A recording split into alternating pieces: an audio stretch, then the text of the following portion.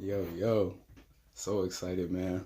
Good to meet y'all. If this your first time coming in contact with me as an entity, as a brand, my name is Mills. You feel me? And welcome to my channel. Make sure you subscribe and like this video. So I just wanted to explain my reasoning behind calling the channel itself Tattoo Therapy on IG. I'm at the Tattoo Therapist, and tattoo is spelled Tatu, which is Swahili for three or third. That's another story. You know what I mean? I'm into numerology as well. But in this video, I'm gonna be talking about why I chose to go with tattoo therapy. And in a nutshell, it's pretty much like I've been studying branding, marketing, and all of that quite recently. And one thing I've been hearing is, you know, you have to find out what makes you unique, what you believe in, and so on and so forth. So when you think about, I'm stationed right now, though I travel, I'm stationed in the Detroit area. So between Detroit and the metropolitan area, it's probably hundreds of tattoo artists, you know what I mean? So branding is just all about what makes me different as an artist than, like why would somebody want to come to me versus going to one of the other people. I have a client of mine who comes from 3 hours away. One of my favorite pieces that I've ever done was on a client who lives 3 hours away. So that's a 6 hour commute, and he came to me 4 times last May, consecutively every Sunday.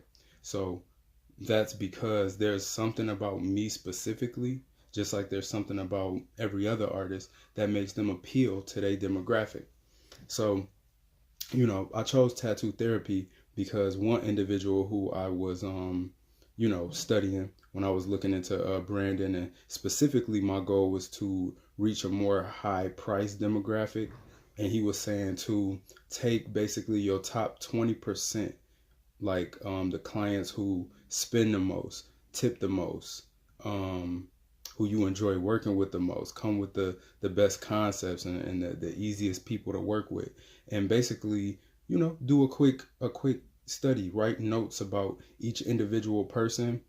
For me, that was about, maybe 6 people, 6 to 10.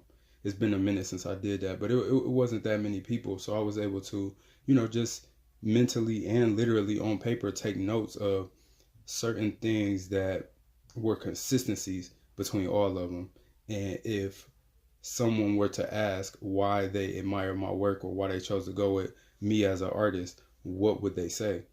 And with all of them, I noticed that at the end of the day, I get these people in here, who typically is at a moment of, maybe they're going through something in their life.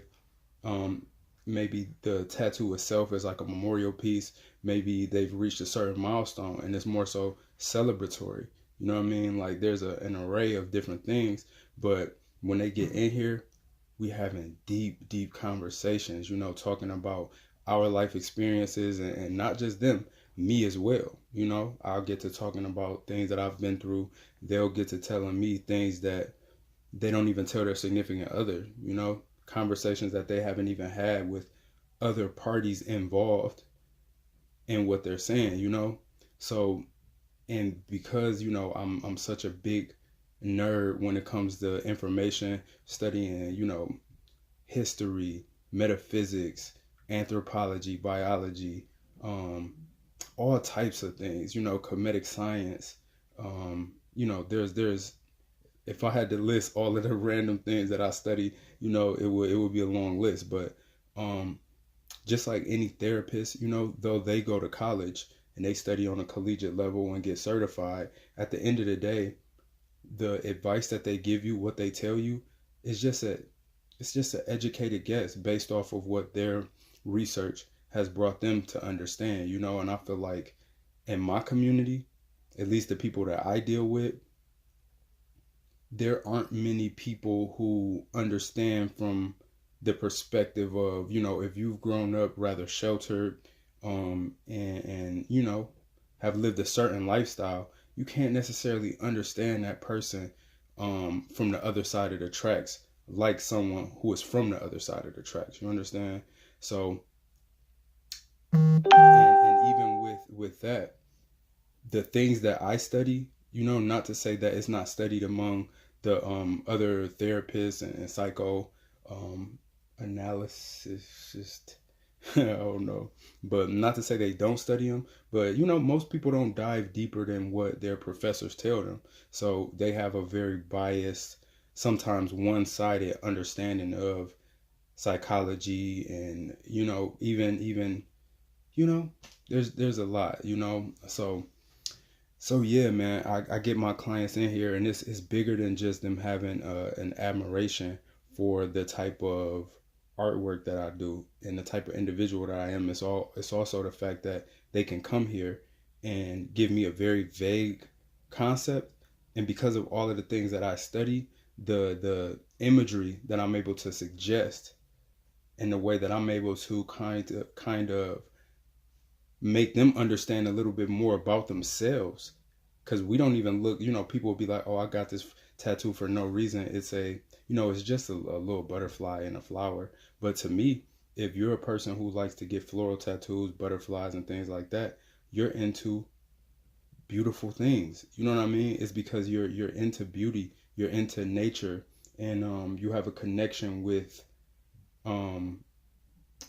with that concept, with beautiful things, man. You know what I mean? Whereas someone else who, may want to get a bunch of skulls and more gory things, what that says about that person versus what it says about you and the images that you like, So, not to make this video too long, we already at about 7 minutes, but yeah, man, these tattoos are very healing. When you start to look into these indigenous tribes and cultures who have been marking their body permanently for a shitload of years, sometimes it's for when they reach a certain point in their life, a certain milestone, when for certain affirmations, for example, I got a tattoo on my neck when I was about 19, 20 years old. I had my knuckles tatted, my hand tatted, one on my face, and that's because at the end of the day, people will say, oh, don't get nothing on your neck, don't get nothing on your face, your hands, because you're doing this tattoo thing now, but what if something happens and you need to get a job? At the end of the day, that's why I got it, because that's not gonna happen. You know what I mean? And here we are almost 10 years later, and tattooing has been my main source of income, and I've been able to do quite well for myself, I believe, by my standards. So yeah, someone may get strength tattooed on them, even though they don't necessarily feel strong all the time, but seeing that, looking down, seeing strength on their body permanently, it kind of is like a reminder, you know what I mean, of a certain trait that they want to have. So, I just use my gifts and my talents to not only adorn people's bodies with beautiful pieces of art, but also have a lesson in it. You know what I mean? I've been a vegan for about 4 years, so I've done several like fuck cancer tattoos, and I use that as an opportunity to enlighten people about a plant-based lifestyle, what it does to our body. Dr. Sebi, Sebi, rest in peace to the ancestors, Ashe. But shed some light on him and on that lifestyle. So and at the end of the day, it's so significant to me because it has already been proven, not necessarily by mainstream. They're not gonna adapt that understanding about the plant-based lifestyle and how there's no way that disease lives in the body if you're plant-based, specifically high alkaline vegan. But someone could possibly cure themselves of some sort of ailment or disease, and I can be the one who inspires that. So you came in just for a tattoo, and you're leaving out with a cure to something you thought was hopeless. You know what I mean? So it's such a significant thing. Not There aren't many people who leave my studio and aren't inspired to do the things that they love and are passionate about. and to just make a big step, you know? So that's what tattoo therapy is all about. That's why I started this channel.